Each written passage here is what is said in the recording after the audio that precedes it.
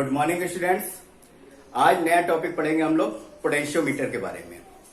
Okay, अगर मान लो आपको कहा जाए किसी भी टर्मिनल के क्रॉस पोटेंशियल डिफरेंस मेजरमेंट करना है या किसी सेल का पोटेंशियल डिफरेंस और ईएमएफ मेजरमेंट करना है, तो आप जो अभी तक पढ़े हुए हो, फिलहाल जो 10th के लेवल में भी आपने पढ़ा होगा, तो कौन सा इंस्ट्रूमेंट आप यूज करके उनके पोटेंशियल डिफरेंस को मेजरमेंट कर सकते हो? तो ऑब्वियसली आंसर क्या होगा आपका? Voltmeter, because voltmeter is a device which is used to measure the potential difference. तो मान लिया हमने सपोज एक सेल आपको दिया है, दिस इज द सेल, इसका कुछ इंटरनल रेजिस्टेंस भी होगा। Suppose this is the cell जिसका ईएमएफ सपोज ये है, इंटरनल रेजिस्टेंस आर है। मैंने कहा इसका पोटेंशियल डिफरेंस क्या होगा, टर्मिनल पोटेंशियल डिफरेंस मेजरमेंट करो। तो क्या करोगे आप? कनेक्ट कर दिया एक bat voltmeter, this is the voltmeter से कनेक्ट कर दिया। अब वोल्टमीटर में जो रीडिंग आएगी उसकी रीडिंग को आप पढ़ करके बता दोगे कि ये वैल्यूज है। क्या ये उसका ईएमएफ है? नहीं, ये this is not a EMF, this is the terminal potential difference. तो इन सेल का टर्मिनल पोटेंशियल डिफरेंस, तो इसकी जो वैल्यूज होगी वो किसके इक्वल होगी? तो आपने पढ़ा था कि जो टर्मिनल पोटेंशियल डिफरेंस आएगा वो क्या आएगा? V is equal to E minus I R आएगा। क्या ये V E के इक्वल होगा? नहीं, बिकॉज कुछ करंट तो फ्लो होगा, because this is the close circuit, कुछ करंट फ्लो होगा जिसकी मेजरमेंट, ये इसकी मेजरमेंट करके वोल्टमीटर की पॉइंटर उसकी रीडिंग बताएगा, वो आप बताओगे। तो this reading shows by the voltmeter is the potential difference between the terminals, mean terminal potential difference. तो this is equal to V is equal to E minus I R. तो ये accurate उसका जो ईएमएफ है, अगर कहा जाए cell का ईएमएफ, क्या ये सेल का ईएमएफ बता रहा है? नहीं, this is not an accurate values of the EMF of the cell. अब इसमें जो प्रॉब्लम आ रही है वो क्या होगा? प्रॉब्लम ये है कि यहां पे जब भी हम मेजरमेंट कर रहे हैं तो ऐसे वोल्टमीटर कनेक्ट करना पड़ेगा, जिसकी वजह से क्लोज सर्किट होगी, क्लोज सर्किट में करंट फ्लो होगा और करंट की वजह से कुछ ना कुछ इसका इंटरनल रेजिस्टेंस है उसमें ड्रॉप होगा। और वोल्टमीटर जो होता है आपका आइडियल वोल्टमीटर कोई होता नहीं है। अगर आइडियल वोल्टमीटर हुआ तो इसका मतलब कि उसका इंटरनल रेजिस्टेंस, उसका रेजिस्टेंस क्या होगा? इनफाइनाइट। बट आइडियल वोल्टमीटर होता नहीं, तो कुछ ना कुछ उसकी रेजिस्टेंस वैल्यूज होगी, वो बात अलग है। This is the very large values, लेकिन कुछ तो होगी।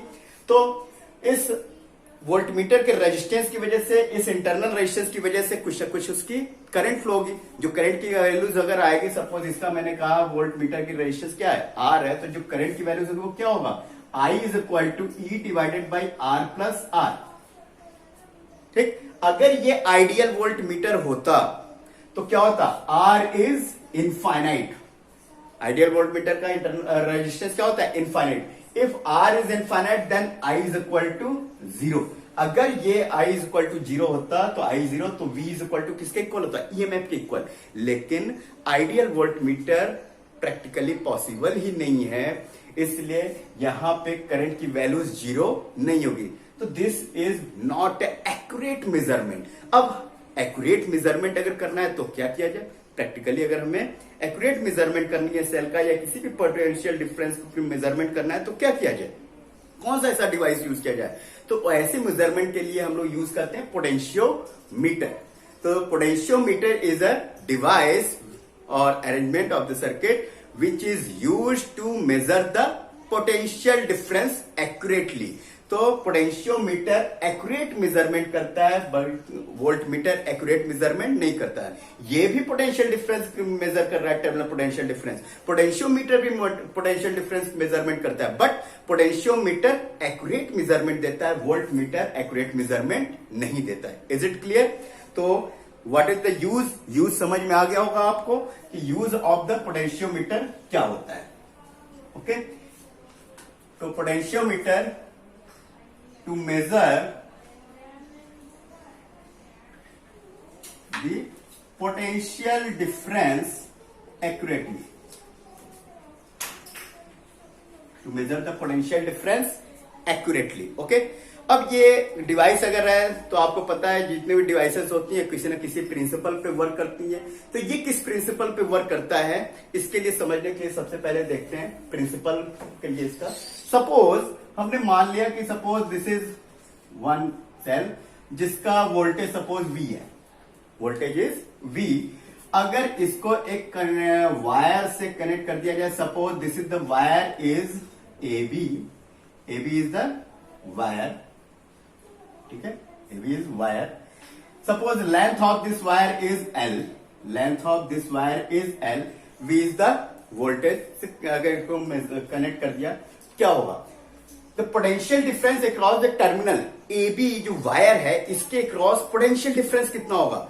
यहां पे हमने बैटरी लगा रखी है जिसकी वैल्यूज कितनी है, वी वोल्ट, तो इसके क्रॉस भी कितना आएगा, वी वोल्ट। जैसे अगर suppose this is the zero and this is the V, तो ये जीरो, तो इसका मतलब ये भी जीरो और ये भी वी। तो what is the potential difference across the wire across the terminal A B, this is equal to V volt. और लेंथ कितनी है इसकी, एल लेंथ, तो क्या लिख सकते हैं हम लोग, जो एल लेंथ में जो पोटेंशियल डिफरेंस है कितना है, एल लेंथ में पोटेंशियल डिफरेंस वी वोल्ट है। तो यूनिटरी मेथड से आप क्या बता सकते हो, for unit length, one length के लिए, यूनिट लेंथ के लिए पोटेंशियल डिफरेंस कितना होगा, v डिवाइडेड बाई एल। तो v divided by L means potential difference per unit length. तो आप इसका नाम पता है आपको, potential difference per unit length को हम क्या बोल सकते हैं, ग्रेडियंट। कौन सा ग्रेडियंट, पोटेंशियल ग्रेडियंट। तो दिस इज वो नोन एज पोटेंशियल ग्रेडियंट।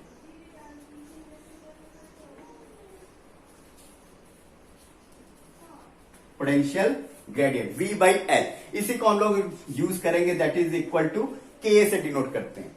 तो अगर आपको पोटेंशियल ग्रेडियंट पता है means voltage potential difference per unit length across the wire अगर आपको पता है, तो किसी भी पर्टिकुलर लेंथ का मतलब किसी भी पॉइंट का आप वोल्टेज बता सकते हो। सपोज मैंने कहा, suppose this is the point C, इसकी लेंथ अगर suppose this is the X length है, तो what is the potential difference between the terminal AC और ए एक्स लेंथ के वायर का पोटेंशियल डिफरेंस कितना होगा, टोटल लेंथ एल के क्रॉस पोटेंशियल डिफरेंस कितना था, वी। तो बताओ एक्स के क्रॉस कितना होगा, तो क्या लिख सकते हो आप, K into x, this is the V A C is equal to किसके इक्वल होगा, K into x, where K क्या है हमारा, potential gradient, that is equal to potential difference per unit length. तो दिस इज इक्वल टू किसके equal है, v divided by L into x, तो VAC। इसका मतलब यहां से हमें ये क्या पता चल रहा है, this is the very important point. जितने भी आपके न्यूमेरिकल्स आगे सॉल्व होंगे सब ये कॉन्सेप्ट पे ही सॉल्व होंगे, तो इस चीज को आप ध्यान से अपने जहन में बैठा लेना, समझ लेना अच्छी तरीके से, ठीक है। तो जो potential difference across the wire between any points और फॉर एनी लेंथ कैसे निकाला आपने, it is directly proportional to x because this is the constant, v by l is the constant for this given battery, for the given length, for the given length of the wire, for the given length of the resistance of the wire. क्या v by l fix होगा, because v is fix, suppose v fix कर दिया मतलब इसके cross potential difference जो wire के cross है fix है, length of the wire fix है, तो क्या v अपॉन l फिक्स होगा for this arrangement, for this condition, yes.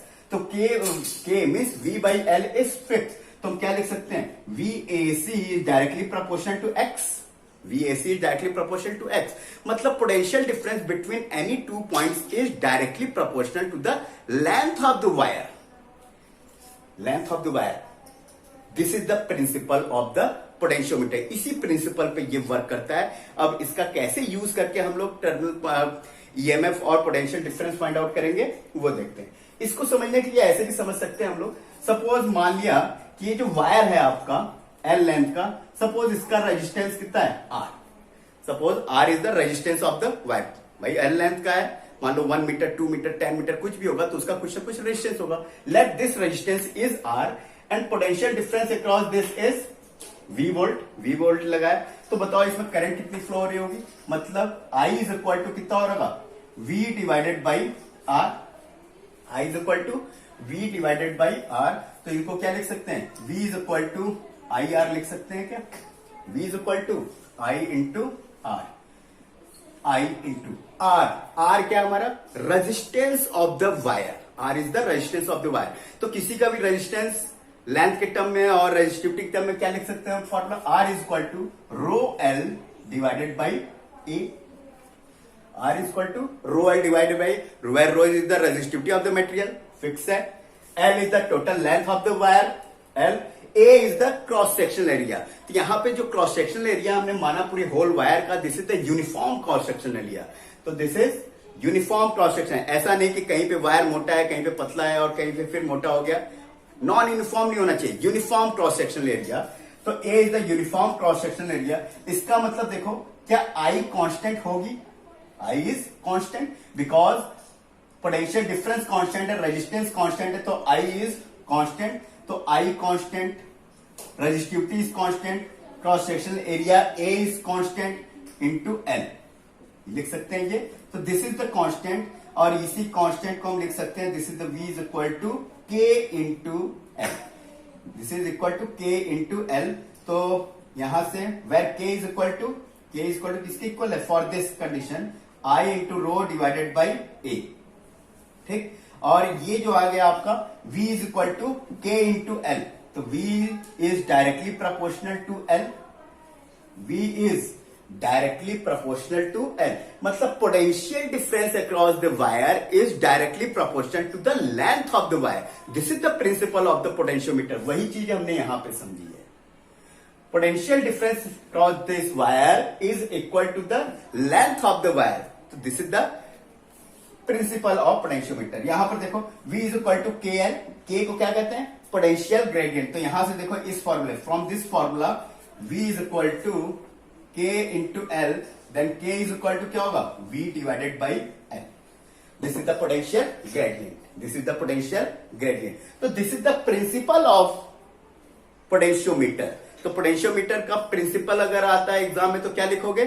Potentiometer works on the principle that when the constant current, because I is constant, when the constant current is flowing through a uniform cross sectional area, means A is also constant, through a uniform cross sectional area of the wire, means of a given particular wire, means resistivity be same, is directly proportional to the length of the wire, is directly proportional to the length of the wire. So this is the principle of potentiometer. Okay, I hope समझ में आ गया होगा आपको। इस method से भी ये समझ सकते हैं और इस मेथड से भी हम समझ सकते हैं। ओके, तो this is principal of the potentiometer. अब हमें प्रिंसिपल समझ में आ गया कि अच्छा ये इस प्रिंसिपल पे वर्क करता है। अब इसके बाद नेक्स्ट स्टेप आपका आता है क्या, कि इसका कंस्ट्रक्शन क्या होगा, पोटेंशियोमीटर होगा कैसा, कैसे डिजाइन किया जाए, कैसे ये करेगा, वर्क करेगा। तो उसका तो प्रिंसिपल इसका लिख लेते हैं, प्रिंसिपल। तो principle is means V is directly proportional to L। तो potential difference across the wire is directly proportional to the length of the wire. तो this is the principle of potentiometer. Okay, next हम देखते हैं इसका construction, design क्या है इसका, device दिखता कैसा है, क्या है।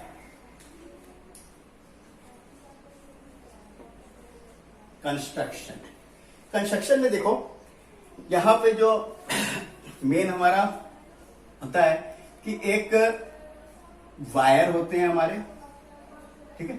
एक इसमें कंस्ट्रक्शन में यहां पे एक वायर लिया जाता है। वायर की लेंथ हम जनरली 4 मीटर 10 मीटर का जनरली प्रैक्टिकल आउटपुट का जो होता है उस पर रहता है। तो ये length of the long length of the wire होता है, लॉन्ग वायर होता है। अब अगर मान लो हमने 10 मीटर का वायर लिया, अब इस 10 मीटर के वायर को अगर सीधे रखा जाए, 10 मीटर के वायर को अगर सीधे रखा जाए तो कितना बहुत ही बड़ा होगा। इसलिए पोटेंशियोमीटर में जो 10 मीटर का हो या 4 मीटर का हो तो उनको क्या करते हैं, घुमा घुमा करके एक पर्टिकुलर 1 मीटर अप्रोक्सीमेटली 1 मीटर के वुडन बेंच पे करते हैं। तो कैसा कंस्ट्रक्शन होता है वो देखते हैं यहाँ पे। तो सबसे पहले मतलब ये देखा जाए, इसका बेसिक अगर देखा जाए तो एक हमारा सेल ले लिया,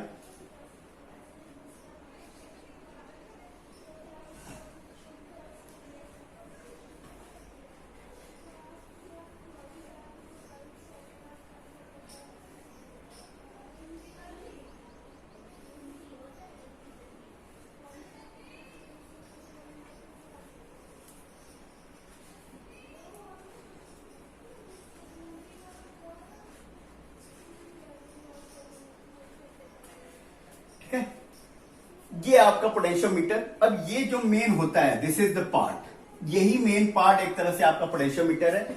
ये पार्ट तो आपका इसके सपोर्टिंग में सर्किट को कनेक्ट करने के लिए आपका यूज होता है। अब इसमें जो पोटेंशियोमीटर होता है एक्चुअल में आपका एक वुडन स्ट्रिप होती है, वुडन प्लेट होता है, आपका बोर्ड होता है, उसके ऊपर लॉन्ग वायर, जैसा आपको बताया कि ये वायर आपका 4 मीटर का भी हो सकता है और 10 मीटर का प्रैक्टिकली जो आता है आपको, तो इसको वायर को वुडन के ऊपर, मतलब एक लकड़ी के ऊपर, जैसा आप इसमें देख सकते हो डायग्राम में आपको यहाँ पर दिखा रखा है। एक्चुअल में जो हमारे प्रैक्टिकल में जो लैब में आपको पोटेंशियोमीटर मिलेंगे, ये आपका डायग्राम में यहाँ पर शो कर रखा है। तो इसमें देखो एक वुडन प्लेट, जो हमारा वुडन बोर्ड है, इस बोर्ड के ऊपर आपके ये वायर्स लगे हुए हैं, डिफरेंट वायर्स। तो ये जो वायर है आपका 1 मीटर का है, फिर इसको घुमा करके वापस ऐसे, दिस इज द 2 मीटर, फिर अगेन घुमा करके ये 3 मीटर, 4 मीटर, ऐसे ही आपके ये टोटल 10 मीटर के 10 वायर्स हैं। 1 2 3 4 5 अप टू 10 मीटर के वायर्स हैं, 4 मीटर के भी हो सकते हैं। तो यही आपका पोटेंशियोमीटर है।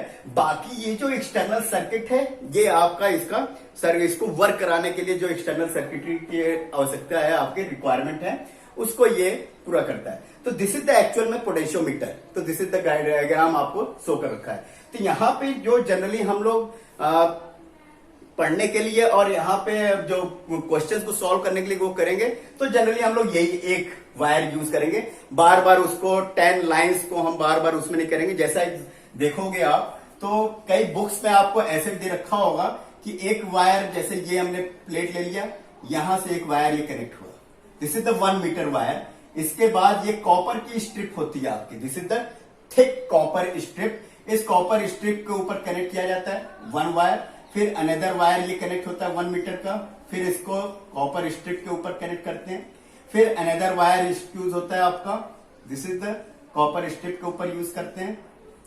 फिर उसके बाद आपका ये नेक्स्ट वायर होता है आपका, तो 1 मीटर 2 मीटर, मतलब ये 0, ये कितना हो गया 1 मीटर, फिर ये 2 मीटर यहां तक 3 मीटर, और ये आपका कितना हो गया 4 metre, this is the 1।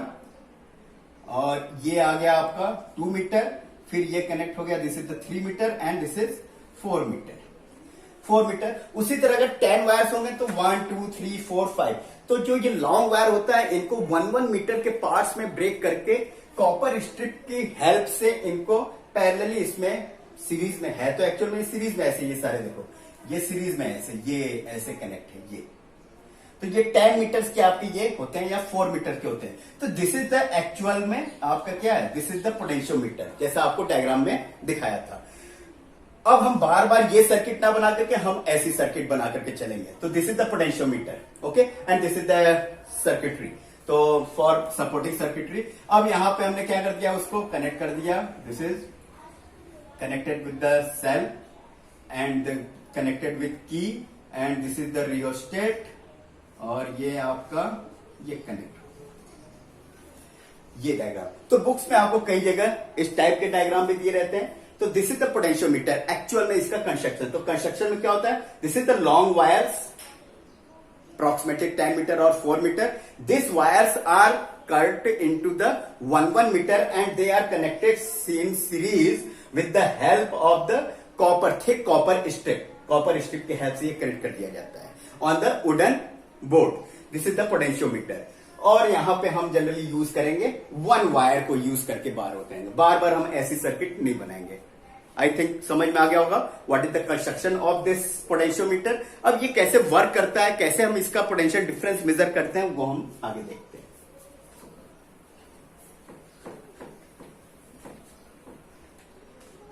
Okay, ये आपका पोटेंशियोमीटर हो गया। अब जैसा आपने देखा था अभी कि अगर ये हमारा कोई सेल है, ये सेल लिया, इसका कुछ इंटरनल रेजिस्टेंस था, this is the our cell. अगर मैंने कहा कि इसका पोटेंशियल डिफरेंस मेजरमेंट करना है या ईएमएफ निकालना है, तो पोटेंशियल डिफरेंस निकालना है, ईएमएफ निकालना है, तो फिलहाल तो वो वोल्टमीटर से नहीं निकलेगा, पोटेंशियल डिफरेंस मेजर करना है। क्या करते थे आप, वोल्टमीटर को यूज कर दिए। तो वोल्टमीटर क्या था, वोल्टमीटर डिवाइस, जो कि पोटेंशियल डिफरेंस मेजरमेंट करने के लिए काम आता है। वही काम कौन कर रहा है, पोटेंशियोमीटर, बट पोटेंशियोमीटर एक्यूरेट कर रहा है। तो अब हमने क्या किया, इस सेल की मेजरमेंट के लिए हमने क्या लगाया, वोल्टमीटर लगाया। अब इस वोल्टमीटर से ना मेजरमेंट करके हम किससे मेजरमेंट करेंगे, पोटेंशियोमीटर से। तो इसकी जगह हम क्या यूज करेंगे, यहां पे एक potentiometer, this is the potentiometer, मतलब ये दिस सर्किट, ये एक्चुअल पोटेंशियोमीटर, और इसको वर्क कराने के लिए this is the supporting circuit, component की जरूरत है, वो ये लग गया। तो दिस इज द पोटेंशियो मतलब इसको आप यहां पे कनेक्ट कर दिया। जैसे वोल्ट मीटर कनेक्ट किया था, वोल्ट मीटर मेजरमेंट कर रहा था, उसी तरह ये पोटेंशियोमीटर यहां पे कनेक्ट कर दिया। तो इसका मतलब जिस सेल का ईएमएफ हमें निकालना है, अब उसको क्या करेंगे, this is the our cell, यही है ना सेल, यही सेल था। इसकी मेजरमेंट करनी तो क्या किया आपने, इसको कनेक्ट कर दिया पोटेंशियोमीटर से। तो ये आपका पोटेंशियोमीटर का एक टर्मिनल यहां कनेक्ट कर दिया पोटेंशियोमीटर के सेल से। अब इसका जो सेल का यहां पे होता है, इस सेल के दूसरे टर्मिनल को हम लोग कनेक्ट करते हैं गैल्वेनोमीटर से। एक एक्स्ट्रा यहां पे यूज करते हैं गैल्वेनोमीटर से। अब ये जो गैल्वेनोमीटर है आपका, इस गैल्वेनोमीटर का दूसरा टर्मिनल कनेक्ट करते हैं हम लोग जॉकी से। दिस इज जॉकी, जैसा आपने डायग्राम में देखा था जॉकी, अभी देख सकते हो आप, ये पेन के टाइप का होता है जॉकी। तो this is connected with the other terminal of the galvanometer, जिसका यूज हम करते हैं क्या, वायर के ऊपर कनेक्शन के लिए, कनेक्ट करने के लिए टच कराते हैं, जिसको स्लाइड करते हैं उसके ऊपर। तो this second terminal is connected with the jockey. Okay, तो this is the circuit to measure the EMF of the cell. Okay, voltmeter के केस में क्या हो रहा था, जो पोटेंशियल डिफरेंस आ रहा था V is equal to E minus IR आ रहा था। अगर I 0 हो जाता तो पोटेंशियल डिफरेंस किसके इक्वल हो जाता, ईएमएफ के इक्वल हो जाता, और एक्यूरेट मेजरमेंट देता पोटेंशियल डिफरेंस का। तो करंट को क्या होना पड़ेगा, 0। करंट को क्या होना पड़ेगा, 0। वोल्ट मीटर में तो ये 0 हो नहीं सकता, because the ideal volt meter था नहीं, जैसा हमने स्टार्टिंग में देखा था। अब इस करंट को 0 करने के लिए, मतलब कि इस ब्रांच से जो करंट ये फ्लो हो रही है वो क्या होना चाहिए, 0। तो वही चीज तो यहां पे कनेक्ट है। तो इसका मतलब इसमें से जो करंट फ्लो हो, वो करंट अगर 0 हो जाए, इस वाले ब्रांच में अगर करंट 0 हो जाए, तो क्या इसके अक्रॉस जो टर्मिनल पोटेंशियल डिफरेंस होगा, क्या वो ईएमएफ के इक्वल होगा? यस, यही काम करता है पोटेंशियोमीटर। ये जब मेजरमेंट करता है potential difference, it draws no current. Voltmeter draws current, इसलिए एरर आता है, एक्यूरेट वैल्यूज नहीं आती। But potentiometer draws no current. अब ये करंट ड्रॉज कब नहीं करेगा, वो मीटर ब्रिज में आपने देखा था, इस ब्रांच से करंट कब नहीं जाएगी, when we move the jockey. अब वर्किंग में देखो, ये कनेक्शन हो गया आपके। अब जॉकी को इस वायर के ऊपर हम क्या करेंगे, स्लाइड करेंगे, टच कराएंगे डिफरेंट पॉइंट पे। एक पॉइंट ऐसा आएगा कि पोटेंशियल डिफरेंस जब इसके इक्वल हो जाएगा, तो एक पॉइंट ऐसा आएगा कि गैल्वेनोमीटर शोज नो डिफ्लेक्शन। हुआ था मीटर ब्रिज में, सेम केस यहां पर भी। तो move the jockey over the wire AB and find the null point, null deflection जहां पे शो करे। Suppose this null point is C and length of this AC, suppose हमने मान लिया कि ये आपका X है, सपोज दिस इज X या L, जो भी लेना आपको ले सकते हो। Suppose this length is X, तो X डिस्टेंस पे अगर C पॉइंट पे नल डिफ्लेक्शन मिलता है, तो means galvanometer shows null deflection.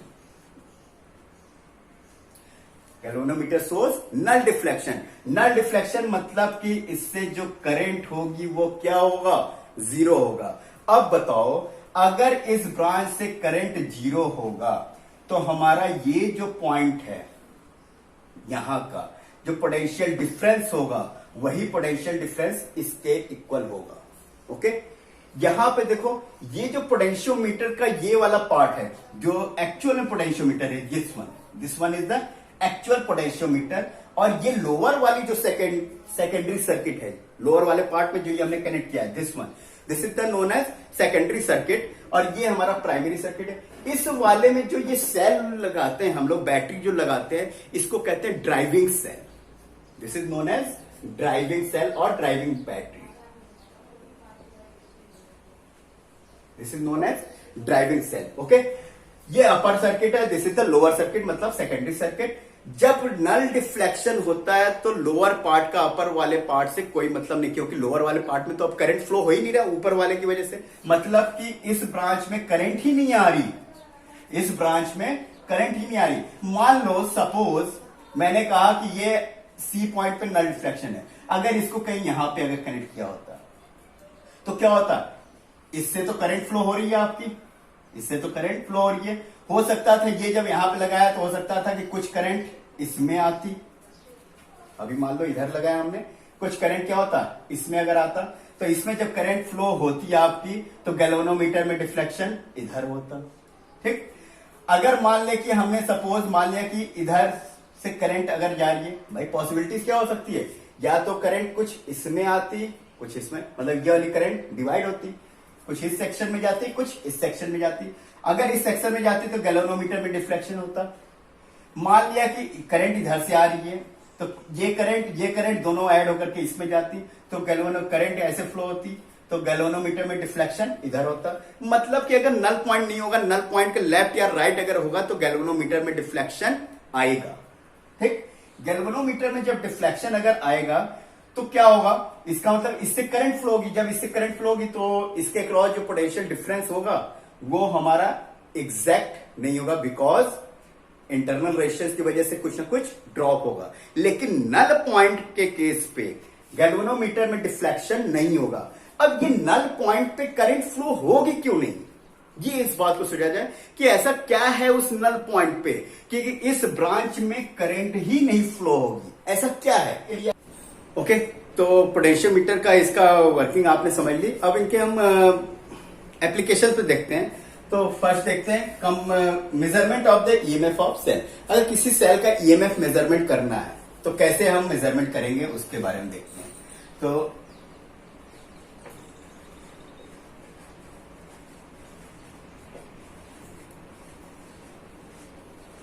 Of cell, measurement of EMF of cell. तो यहां पर देखो सिंपल सर्किट लेकर के समझते हैं। ठीक है, मान लिया कि suppose this is the driving cell और बैटरी, ठीक है, and this is the key use कर लेते हैं, एंड दिस इज वायर। ठीक है, suppose this is A, B is the wire. ये जो वायर होता है आपका मैग्नीन और कॉन्स्टेंटाइन का होता है। क्यों होता है, because it is the temperature approximately temperature independent होते हैं, मीन टेम्परेचर इंक्रीज होने पे इनका रेजिस्टेंस चेंज नहीं होता, क्योंकि अगर रेजिस्टेंस चेंज होगा तो सारी वैल्यूज हमारी चेंज हो जाएगी। तो इसलिए यहां पे मैग्नीन और कॉन्स्टेंटाइन का मटेरियल का वायर, एलॉय का वायर लेते हैं। ठीक है, अब ये आपका क्या है, this is the arrangement of the potentiometer. अब जिस सेल को हमें मेजरमेंट करनी है, जिसका ईएमएफ निकालना है, उसको इन लोअर सर्किट मतलब सेकेंडरी सर्किट में कनेक्ट करते हैं। Suppose this is our cell, इसका कुछ इंटरनल रेजिस्टेंस होगा, मान लेते हैं suppose this is internal resistance is R. मान लिया कि ये आपका V is the driving potential है, आपका ड्राइविंग वोल्टेज, और ईएमएफ अपनी सपोज इसकी E है। इससे हम क्या कनेक्ट करते हैं, गैल्वेनोमीटर, और गैल्वेनोमीटर से होते हुए जॉकी कनेक्ट करते हैं। जॉकी को क्या करते हैं, व्हाट इज द वर्किंग। अब ये तो कनेक्शन हो गया आपका, जॉकी को हम मूव कराते हैं ओवर दी वायर्स। वायर के ऊपर जब मूव कराते हैं तो एक पॉइंट ऐसा आता है विच शोज नल डिफ्लेक्शन। तो suppose we find the null point at C, C is the null point. Null point का मतलब कि when the galvanometer shows no deflection. अगर गैल्वेनोमीटर डिफ्लेक्शन शो नहीं करता है, what it does means, it means there is no current flowing through the galvanometer, मतलब कि galvanometer से करंट फ्लो नहीं हो रही। अगर गैल्वेनोमीटर से करंट फ्लो नहीं हो रही, इसका मतलब कि करंट कहां से आ रही है, इधर से, तो इसका मतलब करंट इसमें से फ्लो हो ही नहीं रही, तो मतलब इस ब्रांच में current is zero, current is zero. अब अगर करंट अगर जीरो हो गया, सपोज दिस डिस्टेंस हमने मान लिया, suppose this distance is L, ये डिस्टेंस मान लेते हैं कि एल है, ओके, या एक्स मान लो आप, suppose this distance is x. तो जो नल पॉइंट मिला, नल डिस्टेंस हमारी कितने मिली, एसी डिस्टेंस, तो ये वैल्यूज कितनी है, एक्स। तो अगर V is the driving potential, तो इसका मतलब AB के क्रॉस पोटेंशियल कितना होगा, V वोल्टेज। AB के क्रॉस वोल्टेज कितना है, V वोल्टेज। अगर V वोल्टेज इसके क्रॉस है तो what is the potential gradient, तो पोटेंशियल ग्रेडियंट K किसके इक्वल होगा, K is equal to V divided by, suppose L is the length of the wire, total L is the length of the wire, V is the potential because this is, अगर suppose this is zero तो this is also zero, और ये V तो ये कितना हो जाएगा, V point. तो पोटेंशियल डिफरेंस अक्रॉस ये भी कितना है, V divided by length of the wire is L, this is the potential gradient, इसकी वैल्यूज आ गई आपकी। Okay, null point is at C and AC is equal to X। AC की values कितनी है? X। ओके, अब AC की values अगर X है और गैल्वेनोमीटर शोज नल डिफ्लेक्शन, इसका मतलब इसमें से करंट हमारी जीरो है। ये अगर सोचा जाए कि इसमें करंट जीरो हुई कैसे, ये करंट ऐसा क्या हो गया सर्किट में जब हम नल पॉइंट लगाते हैं, नल पॉइंट पे ही हमारा करंट जीरो क्यों हो गया, ऐसा क्या हुआ? इसको समझने के लिए अगर आपको एक मैं सर्किट ऐसे दूं, सपोज मैंने कहा कि ये बैटरी है एक, ठीक है, एक दूसरी बैटरी हमने ले ली, मान लो कि ये है, suppose this is E1, this is E2 और कुछ रेजिस्टेंस मान लिया ये है, suppose this is.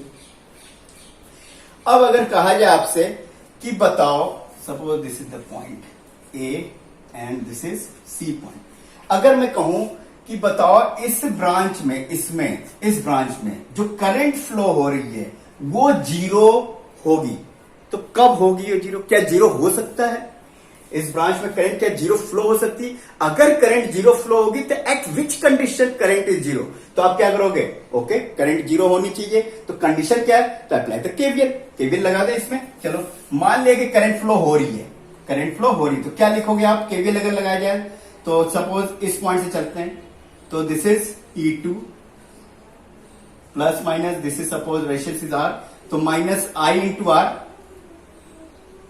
Minus E1 is equal to zero. Condition क्या है?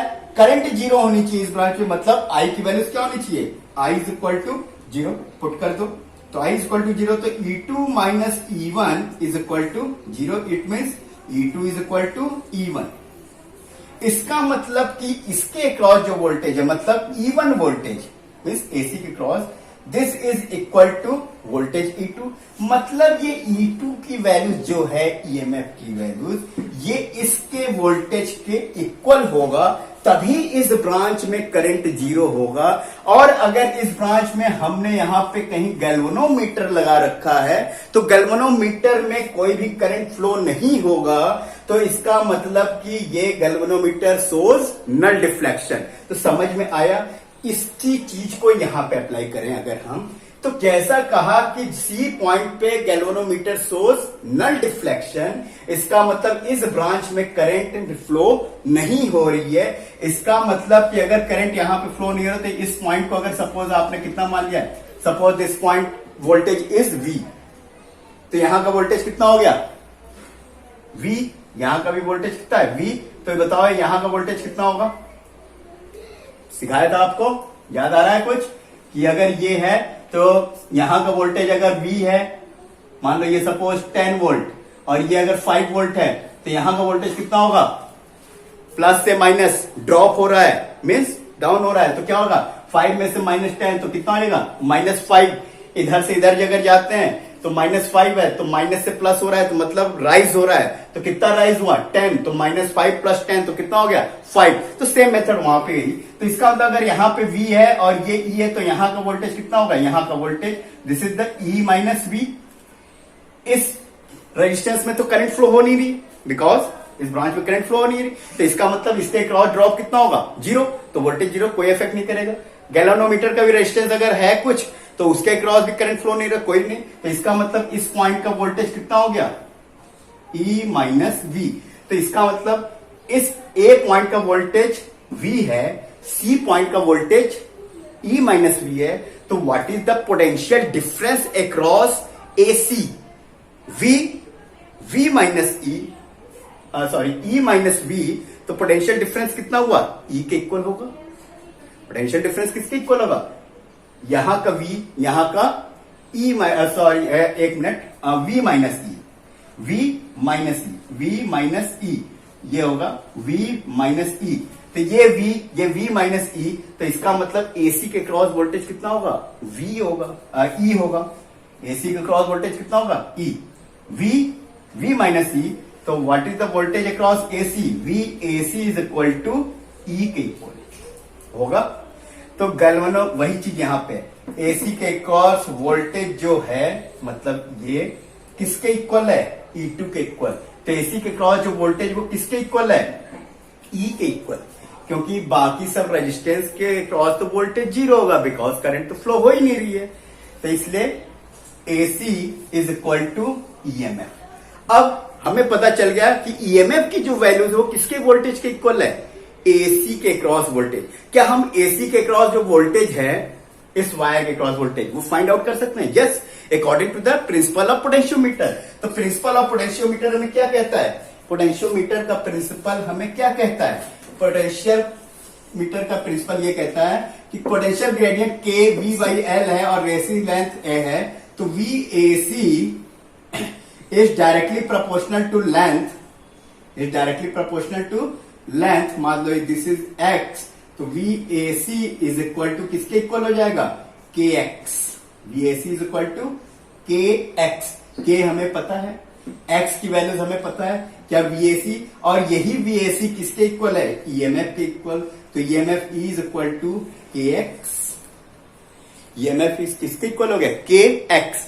एक्स मेजरमेंट कर लिया, के आपको पता है, तो क्या ईएमएफ आ गया। तो this is the method to measure the EMF of the cell accurately. Okay, तो इस तरीके से हम लोग किसी भी सेल का ईएमएफ फाइंड आउट करते हैं। तो न्यूमेरिकल में सॉल्व करने के लिए देखो आपको ये तो मेथड ही हो गया। न्यूमेरिकल अगर आपको सॉल्व करना है तो न्यूमेरिकल में एक चीज, यही बस चीज आपको ध्यान रखनी, क्या कि जब भी ये वैल्यूज अगर जाएंगे, कभी भी आपको होगा नल डिफ्लेक्शन दिया होगा या निकालना होगा जो भी है, तो नल डिफ्लेक्शन जो मिला तो मतलब कि उस लेंथ के क्रॉस जो पोटेंशियल डिफरेंस है, ये वोल्टेज, ये पोटेंशियल डिफरेंस नीचे की जो सेकेंडरी सर्किट है उसके टर्मिनल के क्रॉस पोटेंशियल डिफरेंस के इक्वल होगा ऑलवेज। ऑलवेज ये क्या होगा, potential difference across the lower circuit. यही कॉन्सेप्ट आपको अप्लाई करना है। इसके अक्रॉस पोटेंशियल डिफरेंस किसके इक्वल होगा, लोअर सर्किट के अक्रॉस जो पोटेंशियल डिफरेंस होगा उसके इक्वल होगा। क्लियर, इस चीज का बस आपको ध्यान रखना है। तो सेकेंड एप्लीकेशन अब हम देखेंगे, compare the EMF of two cell. Compare the EMF of two cell. तो second application, compare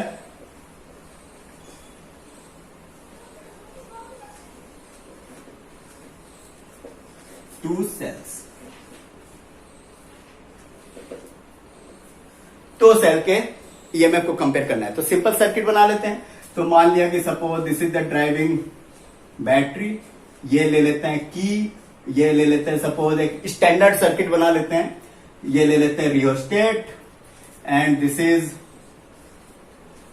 connecting point, मान लो ये copper strip, this is the wire AC, okay, ये हो गया आपका, और स्केल लगे होंगे। अब आपको जो कंपेयर करना है, तो जैसे वन सेल का ईएमएफ निकाला था उसी तरह हमें क्या करना है, दो सेल के ईएमएफ निकालने हैं। तो दोनों सेल को बारी बारी कनेक्ट करके ईएमएफ निकाल लेंगे, एक का ईएमएफ E1, दूसरे का ईएमएफ E2, और उनका कंपेयर कर ले, मतलब रेशियो निकालना है। तो कैसे कनेक्शन का आपको करना है, एक सेल ये रहा, सपोज इसका इंटरनल रेजिस्टेंस कुछ है, तो suppose this is E1, this is the another cell, suppose this is E2, ठीक है। और ये अपना कनेक्ट कर दिया एक गैलोनोमीटर, गैलोनोमीटर से होते हुए हमने एक कनेक्ट कर दिया जॉब, okay. This is the suppose point 1 and this is the point 2 and this is the point, मान लो ये 2 and this is the point 3। ये जो आपका this is the known as key, यहां पर देखो दो है गैप, तो इसको कहते हैं two way keys. This is the two ways key, मतलब कि इसमें दो गैप रहते हैं। अगर एक बार हम की को इंसर्ट करेंगे यहां पे, तो इसका मतलब 1 और 3 कनेक्ट हो जाएंगे। अगर एक बार की को हम यहां पे इंसर्ट करेंगे तो क्या होगा, 2 और 3 क्या होगा, कनेक्ट हो जाएंगे। तो हम अलग अलग यूज करके एक बार सेल इसको फिर हटा करके दूसरे लगाए, इससे अच्छा आप ये अरेंजमेंट होता है टू वे की से। तो की को एक बार इंसर्ट यहां करा तो E1 कनेक्ट हो गया सर्किट में, की को यहां इंसर्ट करेंगे तो E2 हो जाए। तो this is the circuit diagram of the compare the EMF of the two cell. जो भी कंपेरिजन करना है, ईएमएफ का कंपेयर करना है या सेल का ईएमएफ निकालना है, रेशियो निकालना है, तो सब कुछ क्या कनेक्ट करते हैं, पोटेंशियोमीटर की लोअर सर्किट में सब कुछ। तो this is the secondary circuit, lower circuit, okay. अगर इसकी वर्किंग की बात किया जाए तो फर्स्ट क्या करेंगे, first insert the key between 1 and 3, मतलब यहां पे जब हम यहां पे की इंसर्ट करेंगे तो this is line is connected. अगर ये लाइन कनेक्ट हो गया तो इसका मतलब देखो this is the potentiometer circuit और ये सर्किट आपकी क्या हो गई, इंक्लूड हो गई। अभी ये क्या है, डिस्कनेक्ट है, तो E2 का सर्किट से कोई भी लेना देना नहीं है। अभी किसका है, E1 से। तो फर्स्ट इंसर्ट की बिटवीन 1 and 3। अगर 1 and 3 के बीच में की इंसर्ट कर दिया, अब क्या करना है, move the jockey gently over the wire AB and find the null point. Okay, तो जॉकी को मूव किया और हमने suppose this is the B point, move किया और नल पॉइंट सपोज हमें मिल गया कहां पे, C। Find move jockey and find null point if it is at point C, then अगर ये C पॉइंट पे हो तो क्या फाइंड मान लेंगे, suppose this length is L1, C point पे आ गया तो C is L1 means AC is equal to L1। AC अगर L1 है तो हम क्या लिख सकते हैं, according to potentiometer principle VAC is equal to K L1 means VAC is directly proportional to potential difference across the terminal is directly proportional to the length of the wire, directly proportional to length of the wire। जिस दोनों point के बीच का terminal का potential difference उसकी length, इन दोनों के बीच का है तो इसकी लेंथ मतलब L1। तो VAC directly proportional to L1, proportionality sign हटाएंगे तो constant, that constant is the potential gradient, तो VAC is equal to K L1। This is the end VAC किसके इक्वल होगा, VAC is equal to the this voltage मतलब this EMF of the cell, मतलब this is equal to VAC is equal to E1, तो E1 is equal to क्या लिख सकते हैं, K L1। This is the equation number 1। Is it clear? Similarly,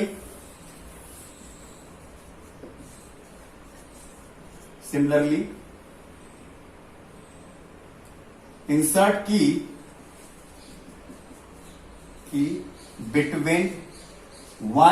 between 2 and 3।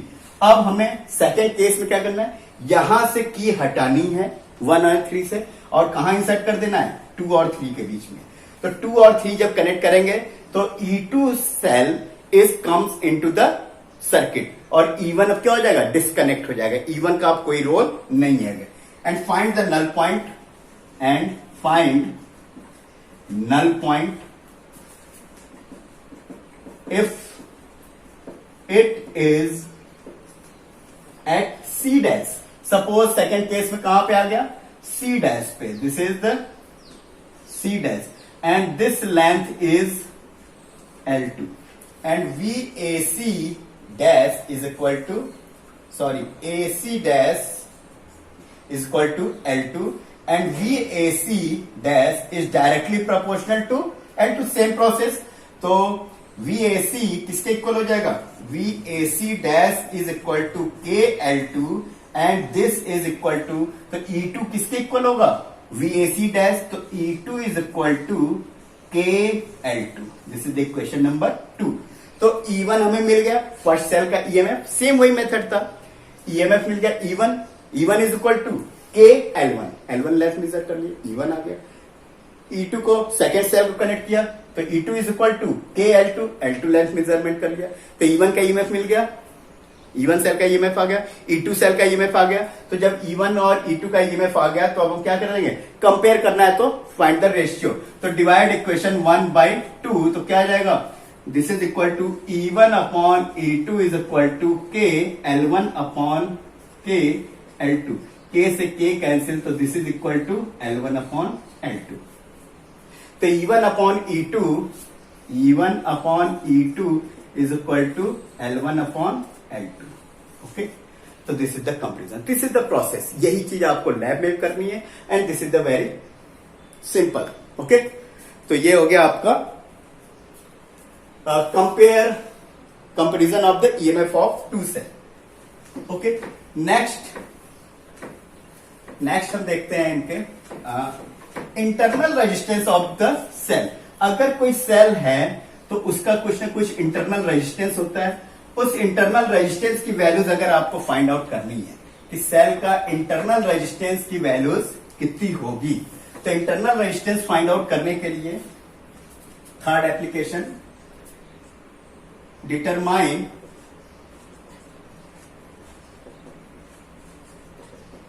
determination of internal resistance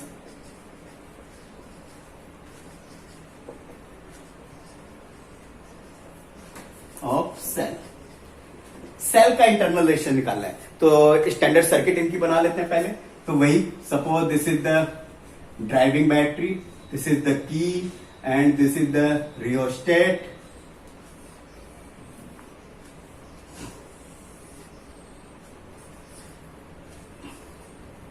Okay, this is the point A, this is the point B।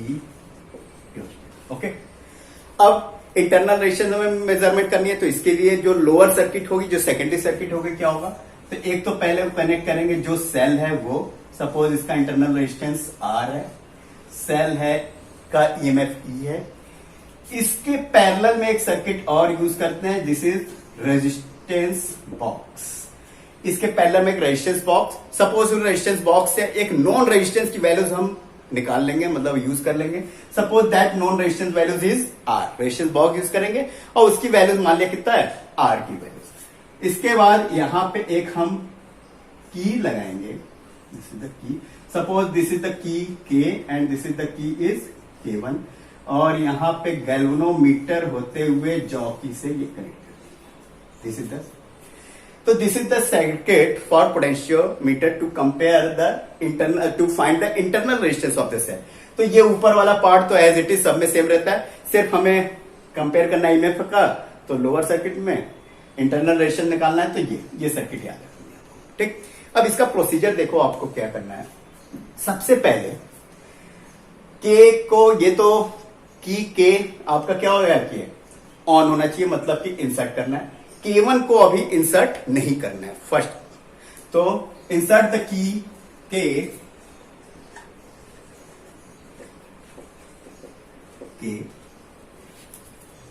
जब की के को insert करेंगे तो अब क्या होगा, ये वाला को की इंसर्ट है नहीं, मतलब दिस इज दिस पार्ट, ये वाला पार्ट, ये वाला, this part is not in the circuit, क्योंकि ये डिस्कनेक्ट है, तो this part is not in the circuit. इसका रेजिस्टेंस आर का कोई भी यूज नहीं है अभी सर्किट में, ठीक। अभी ये सर्किट आपकी कंप्लीट हो जाएगी। Then move, same process, move the jockey over the wire A B and find the null deflection.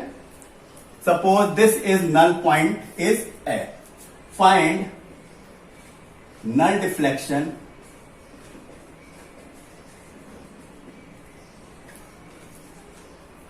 if it is at point C and AC is equal to, suppose हमने मान लिया कि AC की values जो है this is L1, AC की values कितनी आ गई, नल पॉइंट C पॉइंट पे, तो length of the AC is L1। अगर length of the AC L1 है तो इसका मतलब VAC is directly proportional to the length L1. Voltage across this point VAC is directly proportional to the length of the wire, means VAC directly proportional to L1। इसका मतलब क्या लिख सकते हैं इसको, VAC is equal to K, suppose K is the potential gradient, K L1, okay, and this VAC किसके equal होगा, ये VAC वोल्टेज किसके इक्वल होगा, अभी सर्किट में कौन कनेक्ट है, ईएमएफ, सेल का ईएमएफ, मतलब E के इक्वल, तो क्या लिख सकते हैं, E is equal to K L1। This is the question number 1। Is it clear. Second part में क्या करना है, insert the key K1। K1 को अगर इंसर्ट कर देंगे ये, अब क्या होगा, this circuit comes into the lower part of the circuit में, ये वाला जो पार्ट है वो भी क्या हो जाएगा, इस सर्किट में इंक्लूड हो जाएगा। अब क्या होगा कि इंसर्ट करने के बाद again same method, move the jockey over the wire and find the null deflection. अब नल डिफ्लेक्शन जब मिलेगा तो क्या होगा, देखो, नाउ इंसर्ट की K1 and find null point if it is at point C dash and AC dash is equal to, suppose this is L2, तो क्या होगा, VAC dash is equal to KL2, VAC dash is equal to KL2। अब इस बार देखो, अभी हम lower circuit की बात कर रहे हैं। अब जब ये मूव किया, गैल्वेनोमीटर शोज नल डिफ्लेक्शन, इसका मतलब कि इसमें करंट की वैल्यू क्या है, 0 है। तो अगर ये करंट 0 इसमें जा रही है, इसका मतलब यहां से जो करंट आई होगी वो भी क्या हुआ होगा, 0 होगा।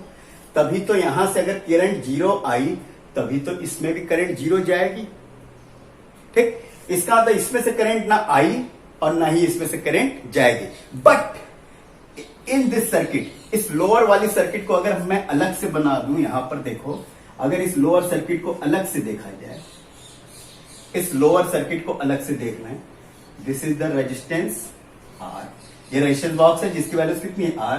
This is the internal resistance, this is the ये this is the point, suppose ये मान लिया X and this is the Y, suppose this point is X and this point is Y, X Y, EMF E, resistance R, capital R, ये रहा। अब देखो ये point इधर से कनेक्ट है गैल्वेनोमीटर से और ये पॉइंट ऊपर से आता है, ना इसमें से करंट आएगी ना इसमें से करंट जाएगी। बट ये वाली जो सर्किट है, लोअर सर्किट, सेकेंडरी सर्किट, क्या इसमें करंट फ्लो नहीं होगी? इस सर्किट को देखो, क्या इसमें करंट फ्लो होगा? यस, इसमें सर्किट में करंट फ्लो होगा। एक चीज ध्यान रखना आप, जब नल डिफ्लेक्शन होता है, जब नल डिफ्लेक्शन मिलता है तो ऊपर वाली सर्किट, मतलब ये वाली सर्किट का नीचे वाली सर्किट, सेकेंडरी सर्किट से कोई लेना देना नहीं होता। लेना देना का मतलब क्या हुआ कि प्राइमरी सर्किट जो ऊपर वाली सर्किट है उससे कुछ करंट आए, उसकी वजह से कुछ वोल्टेज वगैरह चेंजेस हो और फिर वो करंट वापस चली जाए। तो इसका मतलब ऊपर वाली सर्किट की वजह से नीचे वाली सर्किट का कुछ वर्क हो रहा है। लेकिन जब कोई करंट ही नहीं आ रही और जब कोई करंट ही नहीं जा रहा तो इस सर्किट का ऊपर वाली सर्किट से कोई भी कनेक्शन नहीं है। कब? जब नल डिफ्लेक्शन होता है तभी। अगर नल पॉइंट नहीं होगा, नल डिफ्लेक्शन नहीं होगा तो कुछ ना कुछ करंट इसमें से फ्लो होगी, कुछ ना कुछ करंट वापस जाएगी, तो उसका इफेक्ट आएगा। But at the null point, इस बात को ध्यान में रख लेना, at the null point, at the null deflection, there is no connection, there is no connection of the lower circuit, secondary circuit with the upper one. ऊपर वाली circuit का नीचे वाली सर्किट से कोई मतलब नहीं है। लेकिन लोअर सर्किट की अपनी वजह से कुछ ना कुछ अगर इफेक्ट है, करंट फ्लो हो सकती, तो वो आपस में अंदर फ्लो होगी। तो क्या इसमें करंट फ्लो होगी? यस, क्लोज सर्किट है।